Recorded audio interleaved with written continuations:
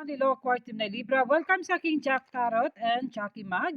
Today's message po yung tungkol po sa Newman and Virgo.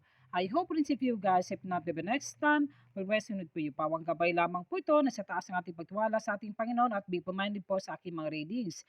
Top air, huwag ka daw magdadalawang isip sa anong mga plano mo sa buhay. Pwede ito sa love, money, and career. At some of you, nagdadalawang isip ka rin na may mga plano ka na gusto mong baguhin o kaya naman nagkakaroon to ng changeable minded at gawin mo to sa tamang paraan, pag-isipan mabuti bago magdesisyon. The Ten of Water, ayaw mo kasi maghiwalay ng family. Kailangan ay ito yung mahalaga sa iyo na magkabubuong family. At pwede ito guys na yung person mo magpo-post ng marriage kung kayo po ay single na according na Libra at may magsalo-salo, family reunion o birthday celebration. It is a far for new beginnings kasi may magbabago ng relationship. Pwede ito sa baguhin ito sa ugali mo, pwede ito sa family mo, pwede ito sa career mo. So, kailangan mapag-isip yan kung paano mo itong babaguhin at ma-achieve mo yung dreams mo.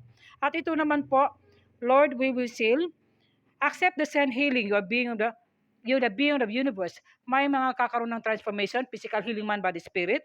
Maging connect ka at huwag makalimutan ng ating Panginoon po, lalo na sa pagdasal po. Ito naman, full moon ng Libra, fan of balance, nakakaroon ng balance. Balance ay peace, puso, isip, damdamin. Pwede ito sa career mo, sa love life, at sa sitwasyon mo. Nangailangan ka ng balance. Pwede ito sa relationship din. Yan po. Thank you.